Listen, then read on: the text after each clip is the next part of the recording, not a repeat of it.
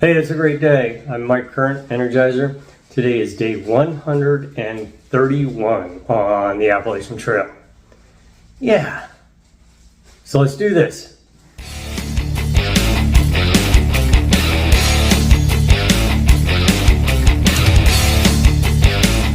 So for today, Duracell and I are taking a zero in the town of Gorham. Much needed zero. It's been 200 miles since our last zero, 100 miles in the state of Vermont, and then 100 miles in the state of New Hampshire. And this last 100 miles, arguably, is the hardest 100 miles on the Appalachian Trail, perhaps the hardest 100 miles in the Triple Crown Trails. So yeah, body's a little sore. So we're doing normal 0-day stuff, you know, besides resting. Just doing our resupply, getting everything ready for the next leg. We did receive a resupply box here, and as you know, my resupply boxes are pretty much about my shoes. I usually have them sent every 400 miles, but I had my wife send this box 100 miles earlier because I was worried that the whites would tear up the shoes. And yeah, I am so glad I did. As you can see, 300 miles and those shoes are done. Got a new pair. Only have roughly 300 miles left of trail, so yeah, the last pair of shoes should last me till the end. On this video, instead of showing you 0-day things, one of you commented earlier and you asked if on one of our 0 days I could show you how I make videos. I've made probably 400 YouTube videos based on my, going over my hikes, but I've never talked about how I actually make the videos. And so I thought, yeah, that's something I can do, and you can see the process that goes through that. So as you've seen on these last few through hikes, I put out a daily video. So the first thing I do every morning is I try to figure out what the theme is going to be for that day. What is the idea, the main subject around that video, that day's video? And sometimes it's pretty obvious what it's going to be. I'll if we're going into a new state or we're going over Mount Washington or something like that, obviously that's going to be the theme for the day. But sometimes I don't know. Sometimes the theme has to present itself. Something happens during the day and that becomes the main topic. So that's one of the things that I'll do when I first get up, is I'll think about, all right, what's the theme for today? And then I just start recording. I start going through the process of recording. I'll do my intros, do that sort of thing. And then whatever I see during, the background noise you're hearing is Duracell he's doing his resupply, putting his food together for the next few days. But whatever I find interesting, and I try to tell the story as I'm going down the trail. By the end of the day, I usually have about 15 to 20 minutes of raw film footage is what I've got. And so you imagine you have to have at least triple that. That's how much time it takes me to film, because I have to look at something, say, hey, I want to film that. I have to pull my phone out, which I use as the camera, and then I have to film it, and then I have to put the phone away. So normally in my day, added to my day, is about 45 minutes to an hour of time just so I can film what was going on that day. So if I arrive late into camp, well, that's, besides being slow, that's part of the reason. And then before I go to bed, what I will do that night is I use the app Hindmaster, and I will start a video. I'll say whatever day it is, I'll give it a title, and then I will take all the video clips from that day and I'll just put them in order. I'll just line them up and put them all in order and start looking at it and editing it down to where I am comfortable that I am telling the story that was that day, but I've kind of gotten rid of all the extraneous clippings from the day. After I finish that, I will add in, the intro music that you hear, the little clip, and the exit one, where I talk about warrior expeditions. I will add those into it, and then I will put in the transitions and put those in. From there, I'll add in any text that I need to add in. And I like to put that in. I don't know if you've seen that. I mean, you might notice it or you just blow past it. But I always list the day. I list what the title is for that video. I list the date that I'm there. I list the mileage we've done and the mile markers we've done. And why do I do that? Well, if you're just watching the videos, it might not be important to you. But if you're watching the videos to prepare for your through hike, then that information is something you're going to want to know. If I'm talking about weather conditions at a certain area and I'm going through it in May and you intend to go through it in March, well, my weather conditions aren't going to have a lot of impact on what you're trying to do. But if they're similar to what you're trying to do, then you have an idea of how to plan your through hike. And to me, I think the videos help people prepare, so I always include that information. So I'll add the text in that I need to, and then one of the last things that I do is I'll add any music. Now I pay for my music. I have a subscription that I pay about $100 a year for, so I can use the music without getting any copyright issues. I like the music I have selected.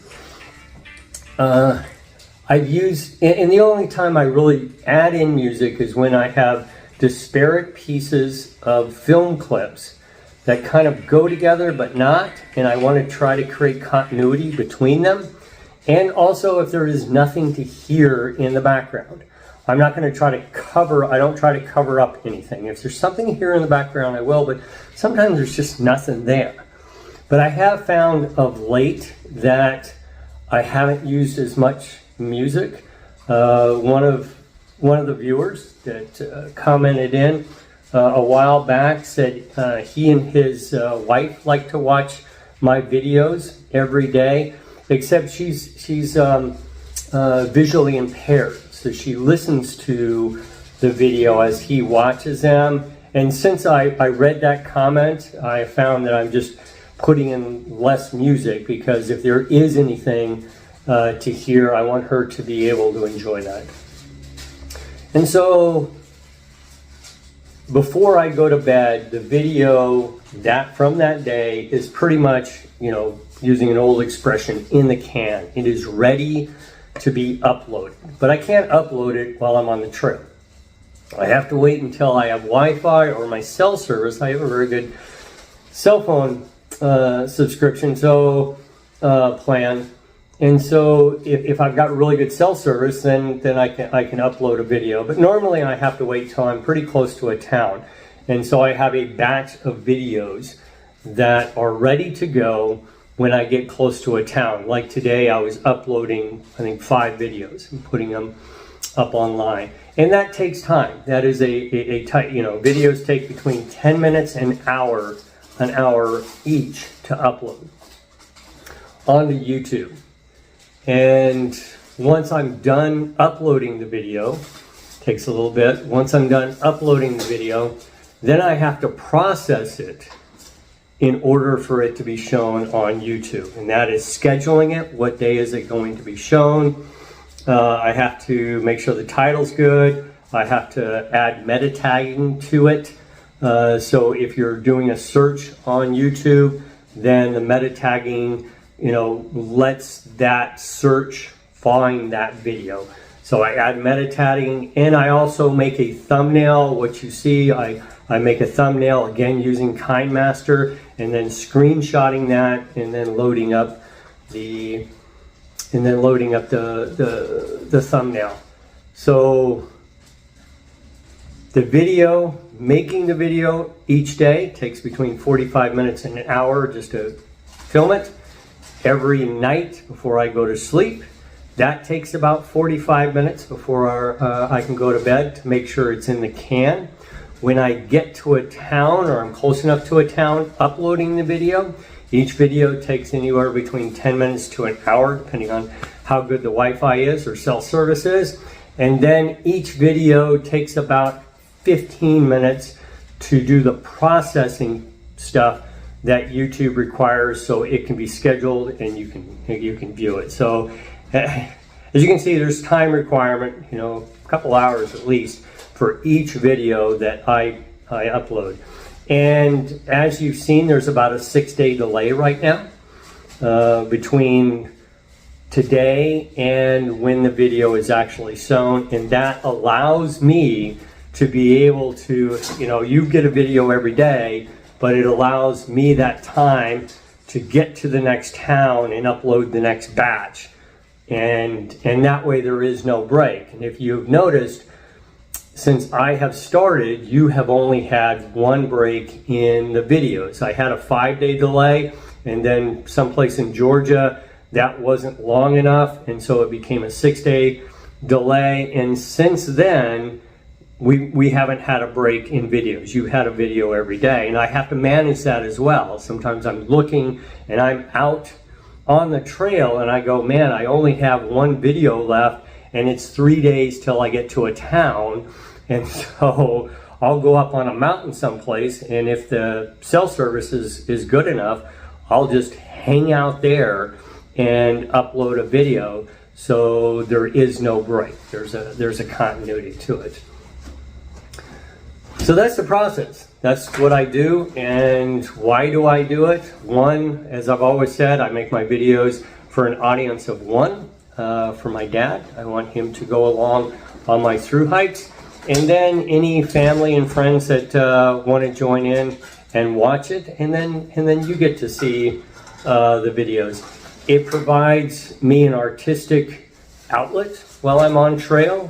Darwin from Darwin on the Trail, he said in one of his videos, you know, try to do something creative while you're out on your through hike, and I took that advice to heart, and that's when I started making the videos. And I made them for people preparing for their through hikes. I wanted them to something to look at. And what I have found since doing my videos, since putting them together, I've realized there is an entire population of individuals out there where just through a series of either medical issues, financial issues, just life issues, that through hiking is not in the realm of possibility right now, and it might not ever be. And so their chance of going on a through hike is vicariously by watching the videos.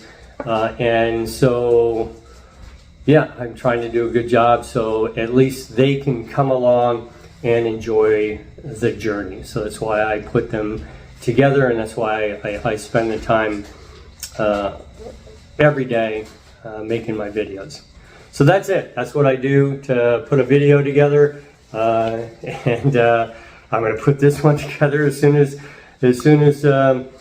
we're done. And oh, that was one of the other things. I might overlay images like I will do with this one on the primary image if that needs to be done. So that's something else I will do. But I'll put this video together, I'll upload it, I'll process it, and then I'll be able to get to bed. Back on the trail tomorrow. Like I said, we have about 300 miles before we reach Katahdin. Not that far, but it's a tough 300. So hopefully we're ready for it. See you tomorrow.